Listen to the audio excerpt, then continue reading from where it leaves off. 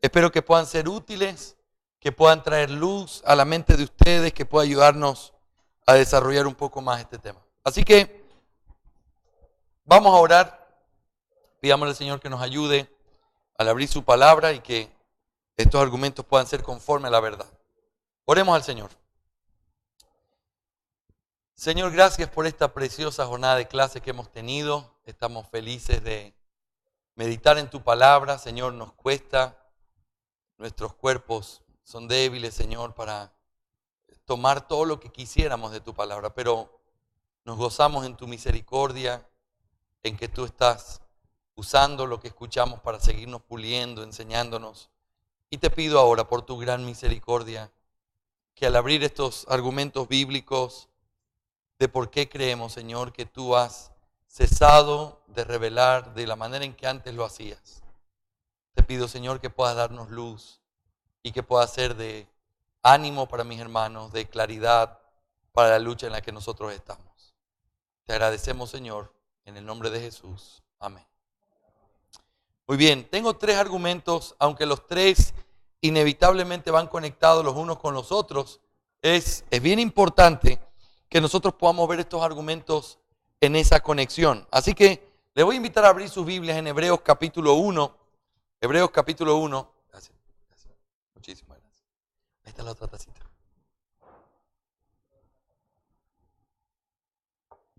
Hebreos capítulo 1.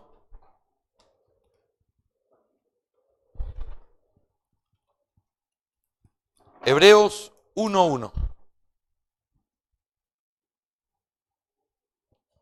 Este texto lo hemos citado ya, pero vamos a tomar el tiempo para invertir un poco meditando sobre lo que este texto dice y conectándolo con lo demás que la Escritura nos enseña.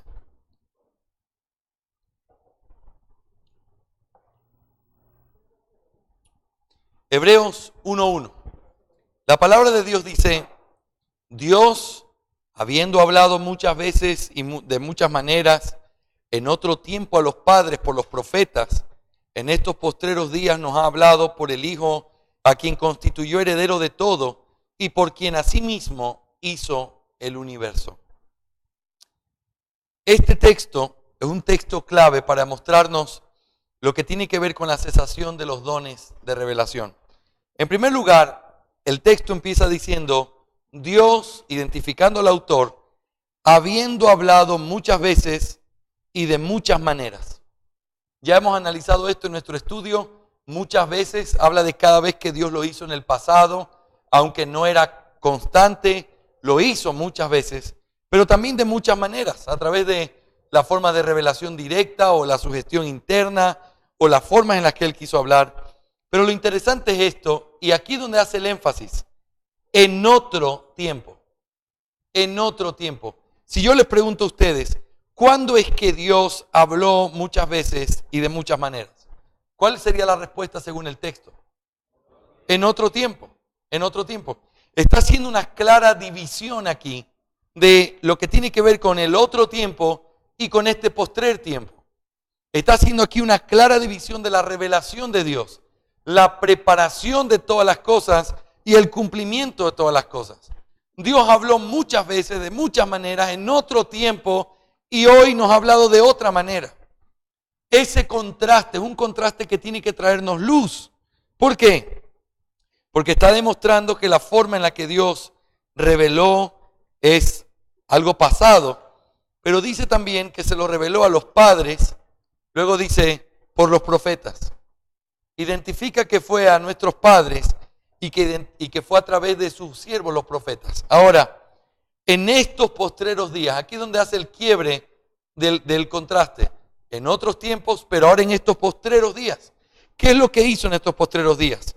Nos ha hablado por el Hijo. Nos ha hablado por el Hijo. El hablado que está ahí está en tiempo pasado como algo que Dios ya hizo. Y es interesante que este texto fue escrito algunos años después del ministerio de Cristo, y al decirlo así, está evidenciando que la revelación del Hijo fue la final y más grande revelación de Dios que Dios le dio a los hombres. Dios antes habló de muchas maneras, antes habló por medio de los profetas, antes habló a nuestros padres, pero ahora ha hecho su revelación más grande. En este versículo, o en estos dos versículos, nosotros encontramos la esencia de todo lo que está en la carta a los Hebreos. Hebreos es un contraste constante entre esto era el antiguo pacto, pero este es el nuevo pacto. Estos eran los antiguos sacrificios, pero esta es la sangre del Hijo de Dios. Este era el antiguo sumo sacerdote, pero ahora tenemos un sumo sacerdote mejor. Entonces todo ese contraste está también vinculado aquí. Dios habló antes, en ese pacto antiguo, en esa promesa que ya pasó y en este postrer tiempo nos ha hablado por medio de su Hijo. Ahora, eso significa que la revelación final y más grande de Dios es la revelación que nos hace por medio de Jesucristo. Después de Jesucristo ya no hay revelación. Ahora, vamos a analizar en primer lugar por esta razón pequeña, o mejor dicho, muy grande. Cuando se revelaba, lo que se revelaba estaba anunciando algo que había de venir. Todo lo que estaba en el pasado estaba anunciando algo que vendría. Si Cristo no es la última revelación del Padre, entonces Cristo no es de quien hablaba la Escritura. Cristo no es aquello mejor que vendría, sino que Cristo también está profetizando algo mejor que vendrá después. Si Él no es el fin de la revelación, entonces hay algo más grande que Él. Si Él no es donde se complementa la revelación pasada y es la última revelación del Padre, entonces significa que lo último y lo mejor está todavía por venir. ¿Qué afrenta hacia la persona del Hijo y qué afrenta hacia la doctrina bíblica decir que todavía Dios sigue revelando porque hay cosas que todavía tienen que suceder para que entonces sí venga lo que es correcto? Sabemos que el Cristo es la última gran revelación del Padre porque de Él habló toda la revelación. ¿Me hago entender hasta ahí?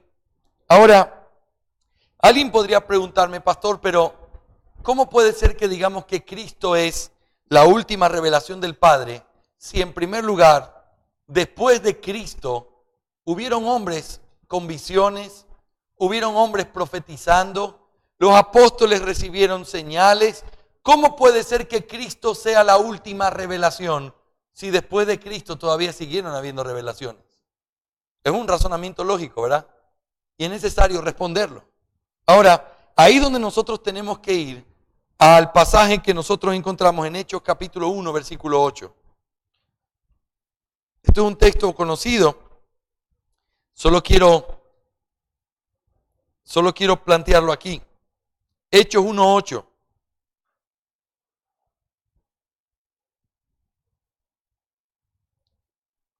Pero vosotros recibiréis poder cuando haya venido sobre vosotros el Espíritu Santo, y me seréis testigos en Jerusalén, en toda Judea, en Samaria y hasta en lo último de la tierra. Quiero que presten atención a la palabra testigos. Y ahora acompáñenme a Mateo capítulo 16 para poder explicar esta verdad. Mateo capítulo 16.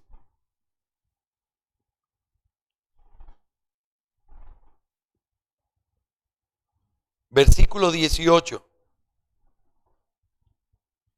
y 19. ¿Estamos ahí? El contexto es el Señor Jesús preguntando quiénes dicen los hombres que Él es, y Pedro responde: tú eres el Cristo, el Hijo del Dios viviente. Y entonces el Señor responde: y yo también te digo que tú eres Pedro, y sobre esta roca edificaré mi iglesia, y las puertas del Hades no prevalecerán contra ella, y a ti te daré las llaves del reino de los cielos. Y todo lo que atares en la tierra será atado en los cielos, y todo lo que desatares en la tierra será desatado en los cielos. Fíjense este pasaje tan importante, conectándolo con la palabra testigos. Ahora bien, escuchen esto. El Señor Jesús nunca escribió ningún libro. El Señor Jesús vino como un gran profeta de Dios, la gran revelación de Dios, a poder, a través de los milagros, certificar que Él era quien decía ser. Pero cuando Él escoge los apóstoles para poder dejarlos en su representación, aquí viene algo importantísimo. Aquellos que quedaban en representación de Cristo eran personas que no solamente habían sido testigos oculares de Cristo, sino que la palabra testigo es una apelación a un derecho legal que ellos recibieron, así como cuando hablamos de un apoderado legal o un representante legal. Es alguien que habla en nombre de otro con toda la legalidad. El Señor Jesús recibe la autoridad. El Señor Jesús es aquella última gran revelación del Padre, y antes de irse le escoge a sus apóstoles y los comisiona para poder ir por el mundo siendo sus testigos y edificando la iglesia que Él tenía. Así que cuando nosotros miramos pasajes como este, y especialmente en Mateo, nosotros vemos la autoridad que el Señor Jesús les da. En Pedro, como representante, les dice: y a ti te daré las llaves del reino de los cielos, y todo lo que atares en la tierra será atado en los cielos, y lo que desatares será desatado. ¿Qué es lo que está dando? Autoridad. Autoridad para hablar en lugar del Señor Jesús. Autoridad para que ellos fueran sus representantes en la tierra. En otras palabras, lo que ellos hablaban es como si el Señor Jesús lo estuviera hablando. Por lo tanto, cuando dice el texto que en este posterior tiempo nos ha hablado por medio del Hijo, y nosotros vemos al Hijo, del Hijo salen líneas hacia abajo que son todos aquellos apóstoles que quedaron comisionados con la responsabilidad de hablar y edificar la iglesia de Cristo. Miren conmigo Efesios capítulo 2, versículo 20. Efesios 2, 20.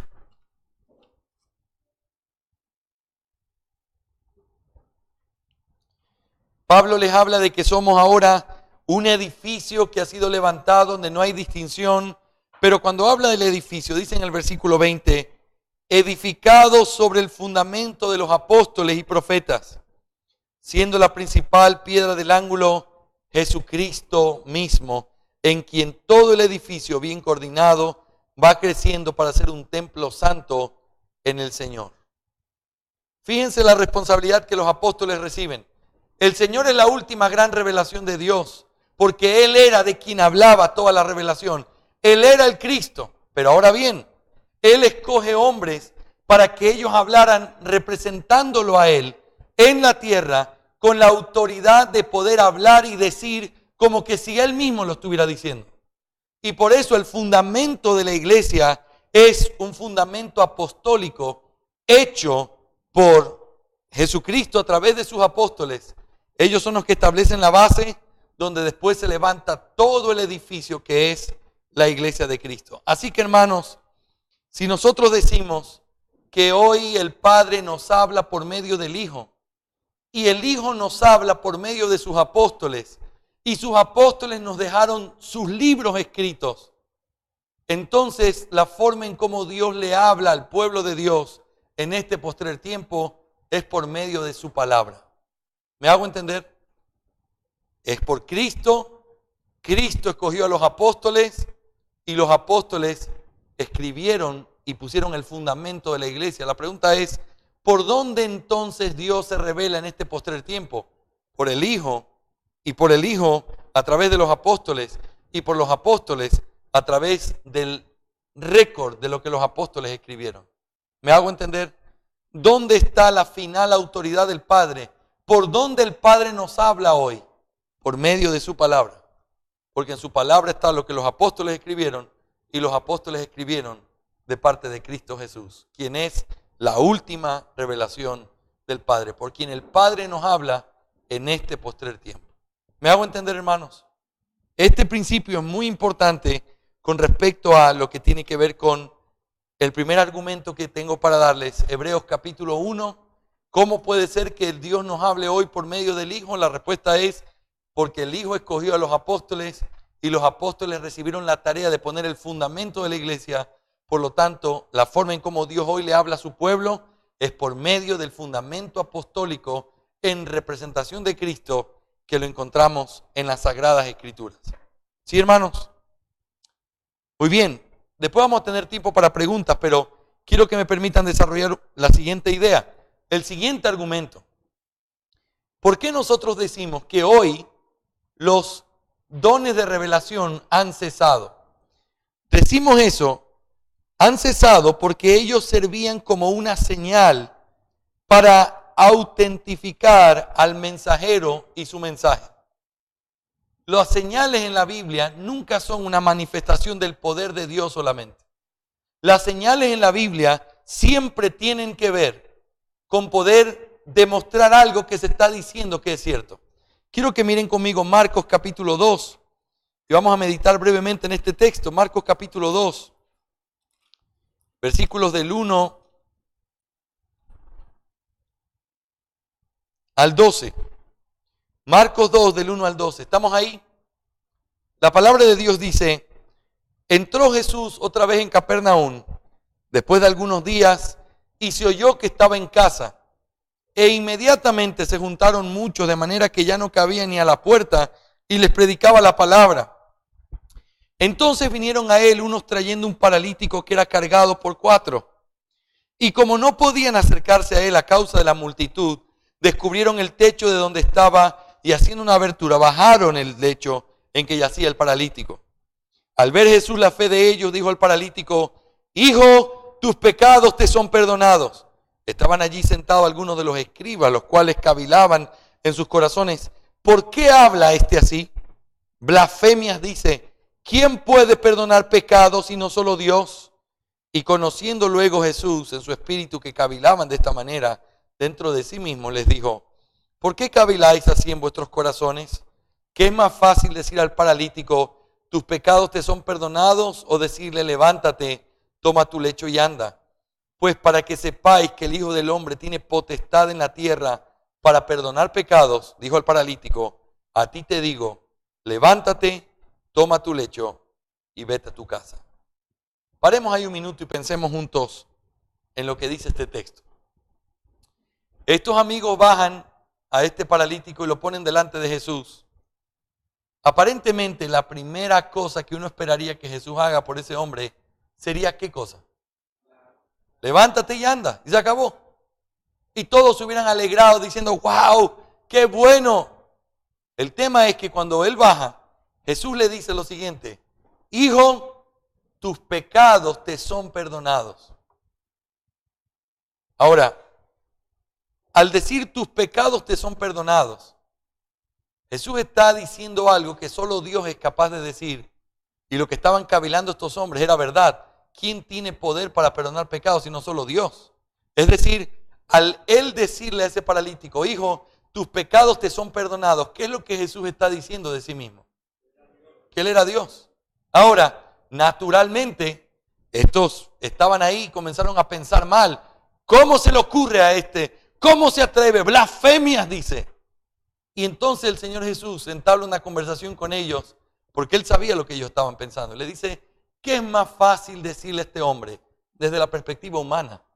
Hijo, tus pecados te son perdonados, o decirle: toma tu lecho y anda. Desde la perspectiva humana, cualquiera le puede decir: tus pecados te son perdonados.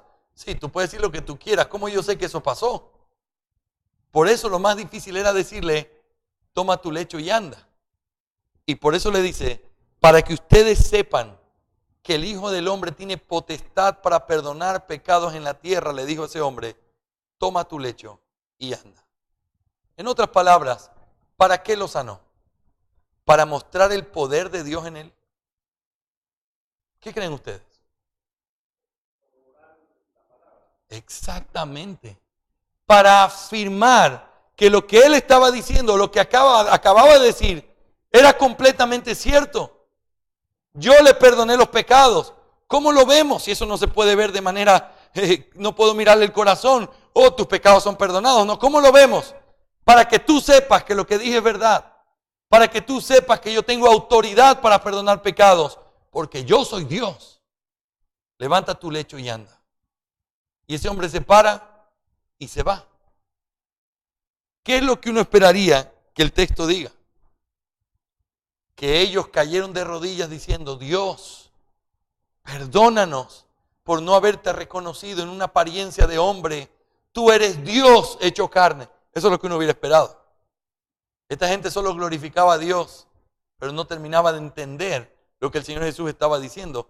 Cada milagro que el Señor Jesús trajo sobre la tierra era para poder demostrar que Él era quien decía ser. ¿Se acuerdan cuando mirábamos en la introducción a la confesión de fe y hablábamos de esta confesión que Pablo hacía.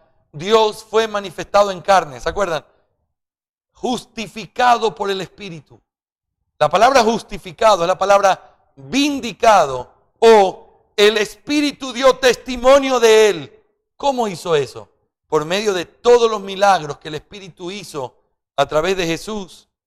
Él iba certificando que él era quien decía ser. ¿Para qué sirven las señales en la Biblia? Las señales en la Biblia tienen siempre el propósito de autenticar a aquel mensajero que venía de parte de Dios. Piensen por un momento en Moisés. Moisés está delante de Dios y Dios le dice, ve donde mi pueblo y sácalo con mano poderosa. Y él dice, Señor, pero espérame un momento, yo voy a ir donde tu pueblo y ellos me van a decir, ¿cómo sabemos que Dios se te apareció? ¿Se acuerdan? Y entonces le da el bastón y le dice, tíralo al piso, se convierte en una serpiente, tómalo por la cola, mete tu mano, sácala. ¿Se acuerdan? ¿Para qué hizo todo eso? Para poder decirle al pueblo, Dios sí se me apareció. Cuando un profeta venía y decía, palabra de Jehová, pero no se cumplía lo que él decía, ¿qué tenía que hacer el pueblo? Apedrearlo, porque Dios no se le había aparecido. Entonces la pregunta es, ¿para qué sirven las señales? Aquí viene el detalle. Las señales nunca son simplemente una manifestación de poder. ¡Oh, qué poderoso es Dios! Nunca fueron para eso.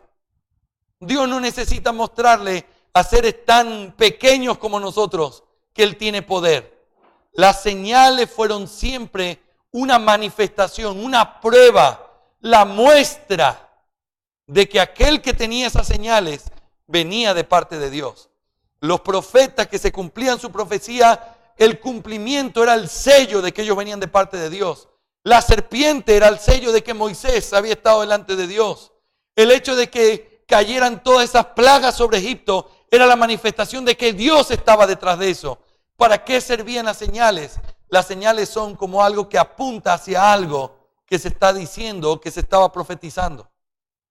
Por eso es importante entender que cuando Jesús vino a la tierra, Él vino a hacer señales no para mostrar el poder de Dios, sino para demostrar que Él era quien Él decía ser. Ahora bien, vayan conmigo al último capítulo de Marcos, capítulo 16. Sí, todavía no, para no perder el hilo. Ahí vamos. Marcos 16, versículos 17 y 18. Y estas señales seguirán a los que creen. En mi nombre echarán fuera demonios, hablarán nuevas lenguas, tomarán en las manos serpientes y si bebieren cosa mortífera no les hará daño. Sobre los enfermos pondrán sus manos y sanarán. Este es uno de los textos que usan los carismáticos para decir, este pasaje muestra que todos los que creen deben recibir este tipo de milagro. Ahora, escuchen un momento. Entonces estamos en aprietos si eso es así. Porque aquí dice, y estas señales seguirán a los que creen. La pregunta básica aquí es, ¿quiénes son los que creen? ¿Se está refiriendo a los apóstoles o se refiere a todos los que van a creer a partir de ahí? Si se refiere a todos los que van a creer a partir de ahí, como dicen los carismáticos, entonces estás en problemas si tú no puedes tomarte veneno y quedar vivo, o si tú no puedes curar enfermos, o si tú no hablas en lenguas. Porque entonces tú no crees. Porque si ese a los que creen significa todos los que creen en Jesús, si tú no haces estas cosas, tú no eres un creyente. Ahora, por supuesto que así no se debe interpretar este texto. Es más, este texto presenta cosas que aquí se están profetizando, pero que en el libro de Hechos se cumplen. ¿Acaso los apóstoles, vamos en orden, no echaron fuera demonios? ¿No hablaron en lenguas? ¿No tomaron en la mano serpientes? ¿No se bebieron cosa mortífera? Y aunque no la bebieron, a Pablo le mordió una serpiente que la gente pensó que él se iba a morir. Y dijo, este hombre algo malo tuvo que haber hecho. Y de pronto no se murió. Y quisieron adorarlo porque decían que era un Dios. Ellos vieron la señal. Pablo no se murió. Ahora, no les hará daño. Sobre los enfermos pondrán sus manos y sanarán. ¿Esto fue algo que pasó en la época apostólica o no? ¿Sí o no? ¿Y por qué tenía que pasar esto? Era una señal de que ellos venían de parte de Dios. Hermanos, el mundo estaba en tinieblas. Habían solo 120 personas que creían en Cristo. De pronto, debido a estas señales, 3.000 se convirtieron. Y luego otros miles. Y luego en los diferentes pueblos y ciudades. Y el pueblo glorificaba a Dios. ¿Qué era lo que estaba sucediendo? Las señales son una muestra de que lo que se está diciendo es verdad porque tiene el sello de Dios. ¿Y cómo yo sé que Jesús es el Cristo? Bueno, los apóstoles aprovecharon toda ocasión para hacerlo. Cuando sanaron al cojo ahí junto al templo, él comenzó a saltar y entonces ellos dijeron, hermanos, ese Jesús a quien vosotros crucificasteis, en su nombre, este hombre ha sido sanado. ¿Qué era esa señal? Una muestra de que Jesús era quien decía ser y que ellos hablaban de parte de Jesús. Así que hermanos, ¿cuál es el principio que quiero mostrarles? Las señales son siempre algo que apunta hacia algo que se está diciendo o se está manifestando. El día de hoy hay personas que siguen diciendo que existen señales así. La pregunta es, ¿a qué apuntan o qué es lo que manifiestan? Porque ya aquel que había de venir vino y ya fue justificado por el Espíritu delante de los hombres y la iglesia fue establecida. Las señales no tienen vigencia hoy porque ya vino quien tenía que venir. Aquello que se tenía que confirmar ya se confirmó. Y cuando alguien hace una manifestación de poder supuestamente diciendo Dios obra conmigo en sanidad, Dios obra conmigo en tal cosa, ninguno de esos milagros es tal cual la Biblia lo describe, sino que son milagros que simplemente son superficiales, son obras teatrales montadas para que la gente se sorprenda de lo que ve, pero no hay verdadero poder. Sino, así como dijo una vez el director de un instituto, sería interesante que estos sanadores vayan a hospitales con enfermos de SIDA. Realmente el pueblo reconocería que se está hablando de Dios. Pero esos no son los lugares a donde van.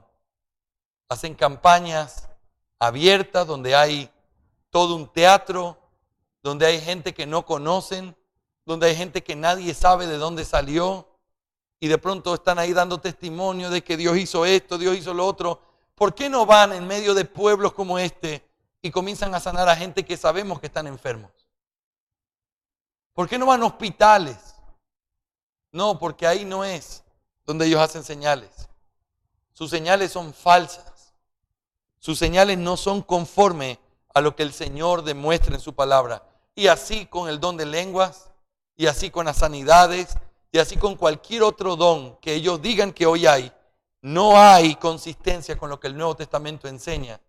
Y hoy, por causa de eso, en vez de que el mundo se asombre, es una vergüenza al mundo lo que muchas iglesias hacen.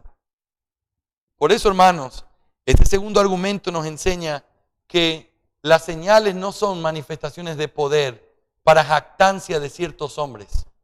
Las señales son el testimonio de que lo que se está diciendo es verdad. Ahora, solo quiero hacer un paréntesis para ir al último punto.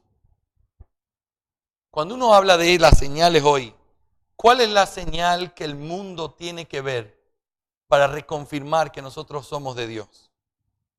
No son milagros, no son vociferar, es una vida transformada.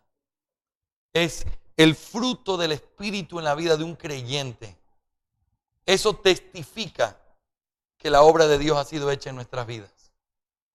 Es más fácil ponerte a sanar. Es más fácil ponerte a decir cosas que vivir una vida que dé testimonio de la gloria de Dios, que Dios ha obrado en ti y que Dios te ha transformado.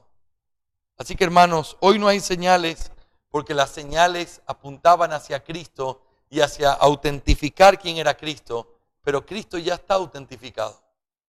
Cristo ya ha sido proclamado como Rey. Por lo tanto, las señales no tienen ningún sentido de ser. En tercer lugar y último, quiero que me acompañen a 1 Corintios capítulo 12.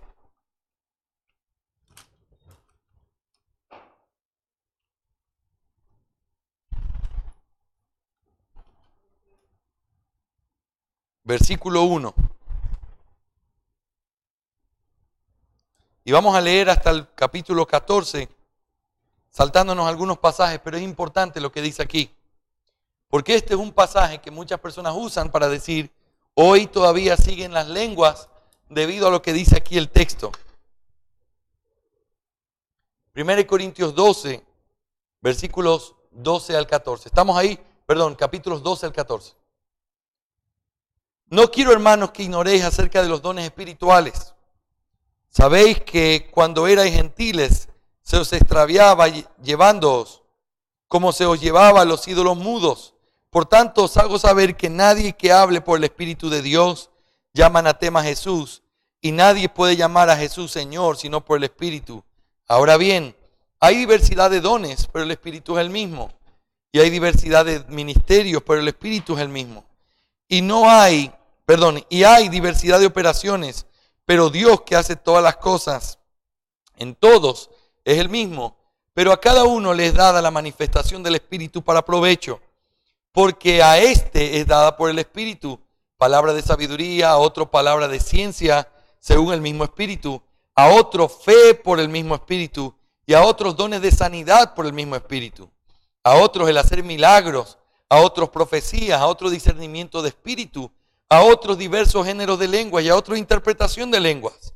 Pero todas estas cosas las hace uno y el mismo Espíritu, repartiendo a cada uno en particular como Él quiere.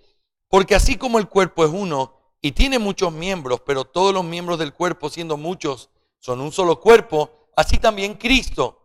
Porque por un solo Espíritu fuimos todos bautizados en un cuerpo, sean judíos o griegos, sean esclavos o libres, y a todos se nos dio a beber de un mismo Espíritu. Además, el cuerpo no es un solo miembro, sino muchos. Si dijera el pie, etc., y avanzamos hasta el versículo 24. Porque los que en nosotros son más decorosos no tienen necesidad, pero Dios ordenó el cuerpo, dando más abundante honor al que le faltaba, para que no haya desaveniencia en el cuerpo, sino que los miembros todos se preocupen los unos por los otros. De manera que si un miembro padece, todos los miembros se duelan con él, y si un miembro recibe honra, todos los miembros con él se gozan. Vosotros pues sois el cuerpo de Cristo y miembros cada uno en particular. Y aún nos puso Dios en la iglesia primeramente apóstoles, luego profetas, los terceros maestros, luego los que hacen milagros, luego los que sanan, los que ayudan, los que administran, los que tienen don de lenguas. ¿Son todos apóstoles? ¿Son todos profetas? ¿Son todos maestros? ¿Hacen todos milagros? ¿Tienen todos dones de sanidad? ¿Hablan todos lenguas? ¿Interpretan todos? Procurad pues los dones mejores, mas yo os muestro un camino aún más excelente. Paremos hasta ahí, vamos a leer el capítulo 13, que es la parte central, pero ¿qué es lo que Pablo está haciendo? Les está diciendo, hermanos, el cuerpo está dividido, ustedes tienen que ponerse bien. ¿Y cuál es la razón por la que está dividido? Porque había entre ellos conflictos, peleas, no había unidad. Y entonces comienza a explicar que son un solo cuerpo y que tienen que trabajar como miembros unidos, etc. Así que él les dice, cada uno tiene que hacer lo que Dios le llamó a hacer. Hay dones distintos en la iglesia. Aquí tenemos que reconocer que Pablo está reconociendo que habían estos dones en esta iglesia. Ahora, pero él termina diciendo, pero yo les recomiendo un camino mejor. En vez de andar buscando los mejores dones, yo quiero recomendarles un camino mejor. Y empieza el capítulo 13, que habla de qué cosa, hermanos. Del amor. Ahora vean conmigo. Y acuérdense de esto, está en el contexto de la iglesia local y está en el contexto de los dones de revelación. Si yo hablase lenguas humanas y angélicas y no tengo amor, y vengo a ser como metal que resuena o como címbalo que retiñe. Y si tuviese profecía y entendiese todos los misterios y toda ciencia, y si tuviese toda la fe de tal manera que trasladase los montes y no tengo amor, nada soy. Y si repartiese todos mis bienes para dar de comer a los pobres, y si entregase mi cuerpo para ser quemado y no tengo amor, de nada me sirve. El amor es sufrido, es benigno, el amor no tiene envidia. El amor no es jactancioso, no se envanece, no hace nada indebido, no busca lo suyo, no se irrita, no guarda rencor, no se goza de la injusticia, mas se goza de la verdad. Todo lo sufre, todo lo cree, todo lo espera, todo lo soporta. Fíjense el contraste que Pablo hace contra ellos. Ellos están jactándose de los dones, que unos son estos, que los otros hablan en lengua, que los otros hablan en profecía. Hermanos, busquen los mejores dones. Pero eso sí, yo les voy a recomendar un mejor camino. Está siendo irónico. ¿Y cuál es el mejor camino? Ámense. Ámense. Si yo hablar en lenguas y comienzo a hacer una hipérbole, lenguaje de ángeles, no que eso exista, sino que él está diciendo, si yo hiciera lo mejor en este tema y no tengo amor, de nada me sirve hablar en lenguas. Y si yo tengo profecía y sé toda la ciencia y tengo toda la fe, pero no tengo amor, de nada te sirven esos dones. El amor tiene que ser de esta manera y de esta manera. Y fíjense el argumento que da Pablo en el versículo 8. El amor nunca deja de ser. La pregunta es, ¿por qué deberíamos amarnos en vez de estarnos jactando en los dones que Dios nos dio? ¿Por qué deberíamos amarnos? Porque el amor nunca deja de ser, pero las profecías se acabarán y cesarán las lenguas y la ciencia acabará. Porque en parte conocemos y en parte profetizamos. Mas cuando venga lo perfecto, entonces lo que es en parte se acabará. Cuando yo era niño hablaba como niño, pensaba como niño, juzgaba como niño. Mas cuando ya fui hombre, dejé lo que era de niño. Ahora vemos por espejo oscuramente, mas entonces veremos cara a cara. Ahora conozco en parte, pero entonces conoceré como fui conocido. Y ahora permanecen la fe, la esperanza y el amor, estos tres, pero el mayor de ellos es el amor. Fíjense, ¿por qué deberíamos amarnos? Porque las lenguas van a cesar, porque la ciencia se acabará y porque la profecía se acabará. No, hermanos, no se jacten en eso. No saquen pecho diciendo yo hago tal cosa o yo tengo tan don. Hermanos, los dones son temporales. Los dones se van a terminar. Llega un momento donde los dones van a cesar, pero el amor nunca dejará de ser. Y lo que tiene que permanecer unido a esta iglesia es el amor. Trátense en amor, sufren por amor, perdonen por amor. Es lo que Pablo les está diciendo. Ahora, aquí hay un detalle interesante. Pablo está profetizando que las profecías se acabarán, que cesarán las lenguas y que la ciencia se acabará. Está profetizando que iba un día a terminar las lenguas, la profecía y este don de ciencia que no tiene que ver con la ciencia como la ciencia que nosotros conocemos, sino un don que capacitaba a un hombre para saber sobre algo o tener un conocimiento espiritual que antes no tenía. Este don está registrado aquí cuando nosotros lo vimos en el versículo anterior. En el capítulo 12, versículo 8, fíjense, porque a este es dado por el Espíritu palabra de sabiduría, a otro palabra de ciencia. ¿Ven? No es la ciencia, sino el don relacionado con tener sabiduría sin haber aprendido o establecido algo antes. Ahora, se van a terminar. Ámense porque los dones se van a terminar. Ahora bien, ¿cuándo se van a terminar, Pablo? Y él comienza a dar una ilustración que no es tan clara, pero que es importante. Él dice, porque en parte conocemos y en parte profetizamos. En parte conocemos y en parte profetizamos. Ellos ya tenían ciertas cosas que estaban establecidas y que decían, esto es la verdad. Pero por otro lado, seguían siendo necesarias las profecías, porque todavía seguía revelando el Señor su palabra. En parte conocemos y en parte profetizamos. Pero luego dice, mas cuando venga lo perfecto significa la madurez. Acuérdense la palabra perfecto que vimos también en 2 Timoteo capítulo 3, a fin de que el hombre de Dios sea perfecto. Perfecto significa equipado, capacitado, maduro. Mas cuando venga la madurez o lo maduro, entonces lo que es en parte se acabará.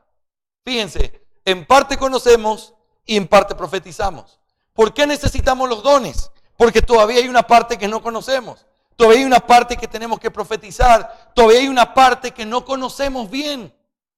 Pero cuando venga la madurez o cuando llegue ese periodo de estar completos, lo que era en parte se acabará. El versículo 11 lo ilustra. Cuando yo era niño, hablaba como niño, pensaba como niño, juzgaba como niño, mas cuando ya fui hombre, dejé lo que era de niño.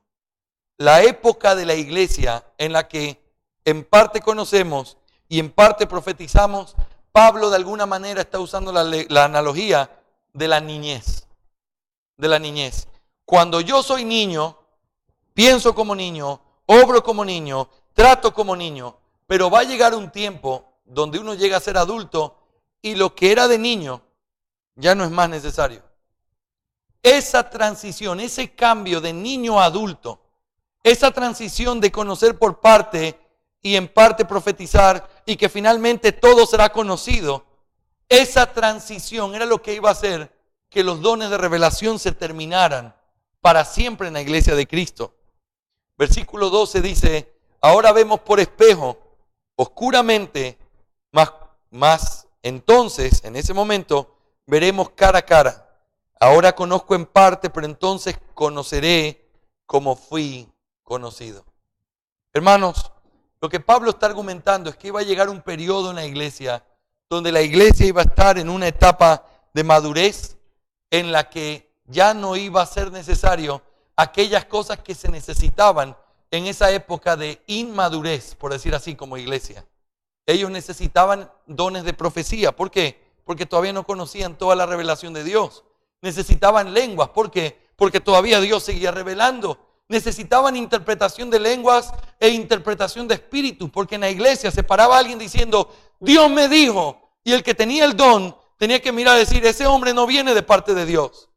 O cuando alguien venía y comenzaba a hablar en lenguas, alguien se paraba y decía, Dios dice tal cosa, traduciendo lo que ese hombre estaba diciendo. Ahora, ¿por qué había eso? Porque todavía no estaba la iglesia en la época de madurez, todavía estaba en una transición, todavía estaba poniéndose el fundamento de algo que no estaba terminado. Seguían en la época de niñez, esperando crecer a esa madurez. Ahora, ¿a qué se refiere la madurez? La madurez en este contexto tiene que ver con recibir todo el conocimiento que aún en ese momento ellos no tenían. La Biblia no estaba terminada. La escritura no había sido terminada. Por lo tanto, ellos necesitaban de esos dones porque la iglesia todavía estaba poniendo el fundamento apostólico. Por eso en el capítulo 14 ustedes tienen toda la explicación de cómo tratar cuando hay don de lenguas en la iglesia.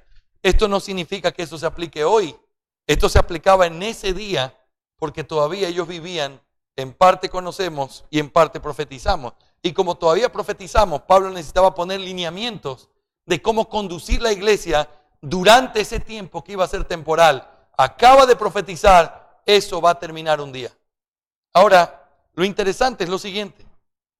Cuando uno llega al final de los días de Pablo, Pablo nunca más vuelve a hablar de lenguas, nunca más vuelve a hablar de profecías, nunca más vuelve a hablar de interpretación de espíritus o de lenguas. Pablo habla de persiste en lo que has aprendido.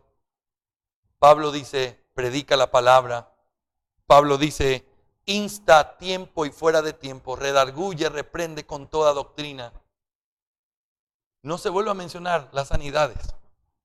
Es más, le recomienda a Timoteo que tome un poco de vino por causa de su estómago. ¿Por qué? Porque la iglesia estaba en un periodo diferente cuando Pablo estaba joven, cerca de Hechos, no tan joven de edad, pero cuando estaba en su época primera, y luego cuando Pablo llega a sus últimos días, la iglesia no estaba en el mismo lugar. Aquí estaba todavía conociendo en parte y en parte profetizamos. Cuando llegamos a Timoteo, a 2 Timoteo, que se cree que fue su última carta, ya se había acabado lo que era en parte y tenían el fundamento puesto. Esos dones no están más en la iglesia, no se escucha más de esos dones. Lo que se escucha es una transición entre una iglesia extraordinaria como la que está aquí en Corinto y una iglesia ordinaria como la que Timoteo está predicando y la que Tito está ordenando. Hay una transición entre la época ordinaria y la época extraordinaria de la iglesia.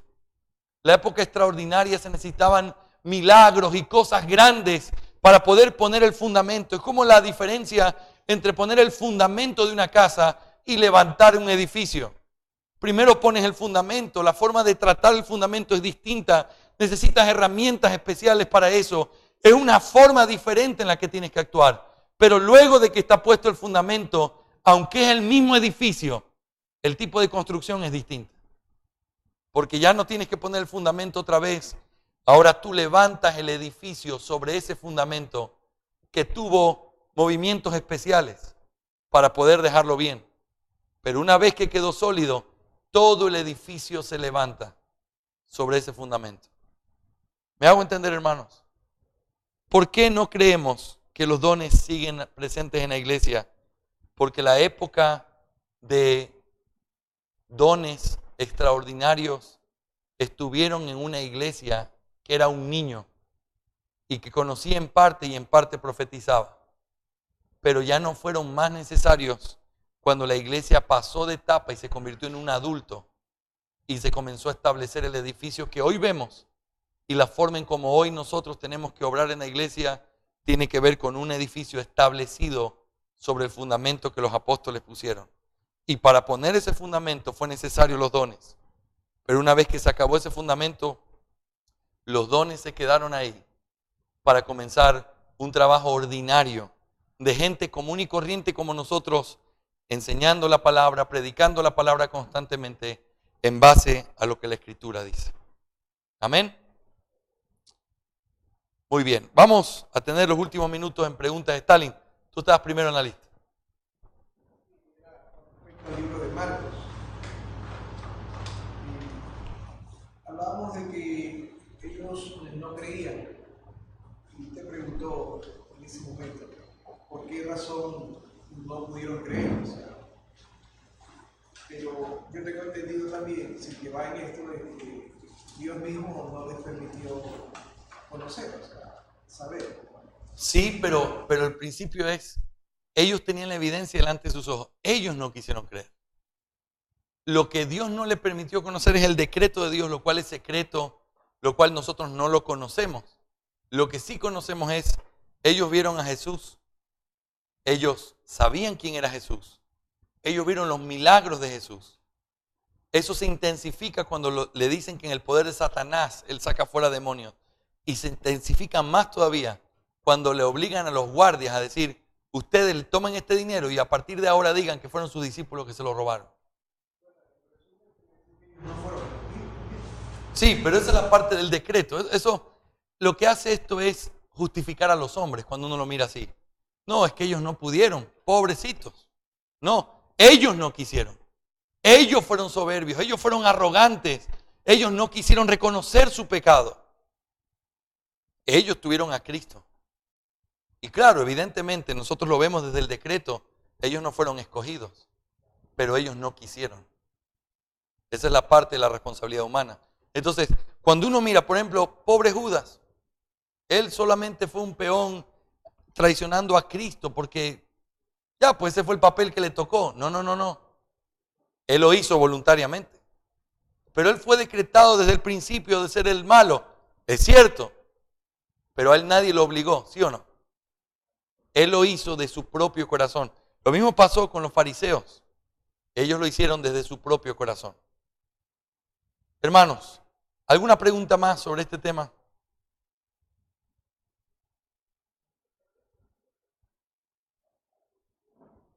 ¿Están cansados y ya les cogió el apuro? Una persona o un pastor cuando le lleven a una persona que está endemoniada.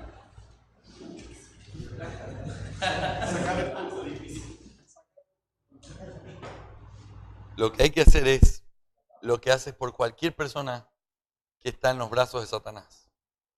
Resistir al diablo y cuando tienes la oportunidad de que esa persona vuelva en sí, predicarle el evangelio de salvación. Ese es el recurso más poderoso que hay sobre la tierra y en el cielo. Así que no es el principio católico romano de expulsar demonios o carismáticos de pisotear la cabeza del diablo, sino tiene que ver con un concepto de resistirlo y predicar.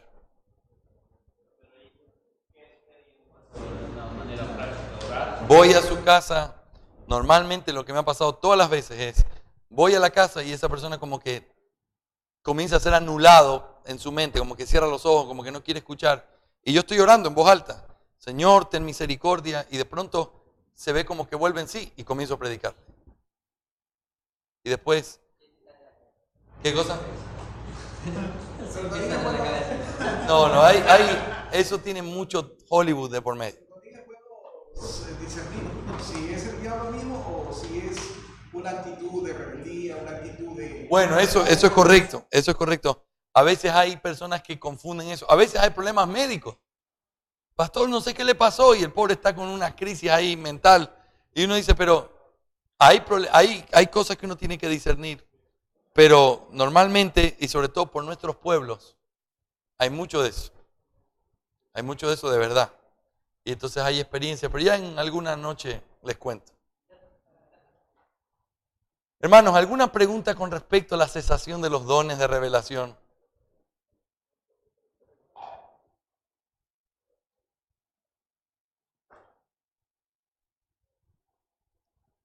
Yo no quería, ustedes me obligaron. Deber para el próximo módulo. Escríbalo. Esto es lo último. Por no preguntar, así es la vida. Todos. También los diáconos de aquí. Todos.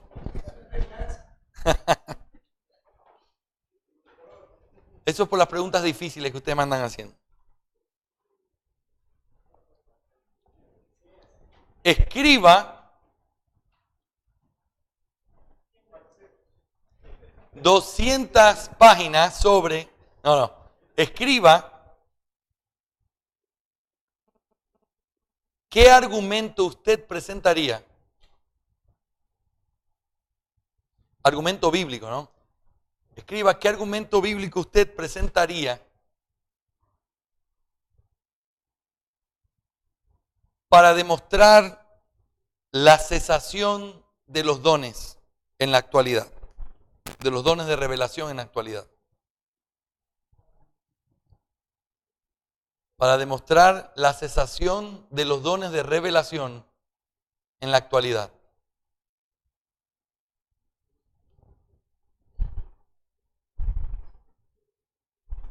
A ver, alguien que me lea en voz alta lo que dijimos. Léamelo y alguien que me lo lea. Escriba qué argumentos bíblicos usted presentaría para demostrar la cesación de revelación en la actualidad. La cesación de los dones de revelación en la actualidad. Muy bien. ¿Qué es lo que espero de ustedes? Escuchen esto. Todavía no me han dado todos los deberes, así que ahorita hablamos de los deberes a lo que nos estemos despidiendo. Y ahorita los voy a recoger. Hermanos, es importantísimo que ustedes puedan escribirlo como que si ustedes estuvieran argumentando delante de alguien. Es decir, yo quiero leerlo y como que ustedes me estuvieran explicando a mí. Yo soy un amigo continuista. Ya no soy amigo, soy medio amigo. Y me siento y no estoy contento con lo que me están diciendo. Pero yo quiero que ustedes me explicaran a mí por qué yo tengo que convencerme de que los dones de revelación no están presentes hoy. ¿Sí? En eso hemos invertido un buen tiempo esta tarde y mañana, ¿sí o no? Muy bien. Hermanos, ¿fueron útiles para ustedes los argumentos que les di sobre la cesación de los dones? Bien.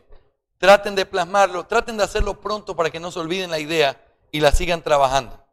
Así que eso es importante. Muy bien.